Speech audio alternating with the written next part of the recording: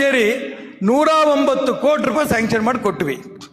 ಆ ಸಂದರ್ಭದಲ್ಲಿ ನನಗೆ ತಕ್ಷಣ ನೆನಪತ್ತು, ಉತ್ತರಾದಿ ಮಟ್ಟಕ್ಕೆ ಏನೂ ಕೊಡಲಿಲ್ಲಲ್ಲ ಅಂತ. ನಾವು ಅಲ್ಲಿ ಪ್ರಮುಖರ ಹತ್ರ ಕೂತ್ಕೊಂಡು ಚರ್ಚೆ ಮಾಡಿ ಅವರು ಒಂದು 2 ಕೋಟಿ ತಗೊಂಡೋಗಿ ಪೂಜ್ಯ ಸ್ವಾಮಿಗಳ ಪಾದದಲ್ಲಿ ಇಟ್ಟೆ. ಸ್ವಾಮೀಜಿ ಈ ರೀತಿ ನಮ್ಮ ಸರ್ಕಾರದಿಂದ 2 ಕೋಟಿ ಕೊಡ್ತಾ ಇದ್ದೀವಿ ನಿಮಗೆ, ಇದೇ ರೀತಿ ಶೃಂಗೇರಿ ಮಟ್ಟಕ್ಕೂ 2 ಕೋಟಿ ಕೊಡ್ತಾ ಇದ್ದೀವಿ. ಸ್ವಾಮಿಗಳು ಬಹಳ ಸೌಜನ್ಯದಿಂದ ನಮ್ಗೆ ಹೇಳಿದ್ರು, ಈಶ್ವರಪ್ಪನವರೇ ನಮ್ಮ ಮಠಕ್ಕೆ ಭಕ್ತರು ಕೊಡ್ತಾರೆ ಅಂತ ಹಣ ತುಂಬ ಜಾಸ್ತಿ ಇದೆ, ಈ ದುಡ್ಡೇ ನಾವು ಬಳಸ್ಕೊಂಡು ಧರ್ಮವನ್ನು ಕಟ್ತೀವಿ, ಉದ್ಧಾರ ಮಾಡ್ತೀವಿ. ಖಂಡಿತ ಈ ದುಡ್ಡನ್ನು ಇನ್ನೂ ಸಣ್ಣ ಸಣ್ಣ ಬಡ ಮಠಗಳಿದೆ ಅಲ್ಲಿ ಕೊಡಿ ಅಂತೇಳಿ ತಗೊಂಡಿಲ್ಲ. 1 ರೂಪಾಯಿ ಮುಟ್ಲಿಲ್ಲ. ಇವತ್ತು ನಮಗೆ ಯಾರು ಸ್ವಾಮೀಜಿಗಳು ಯಾರ ಕರೆದ್ರು ಅಂತ ದುಡ್ಡಿಗೆ ಅಂತ ಲೆಕ್ಕ.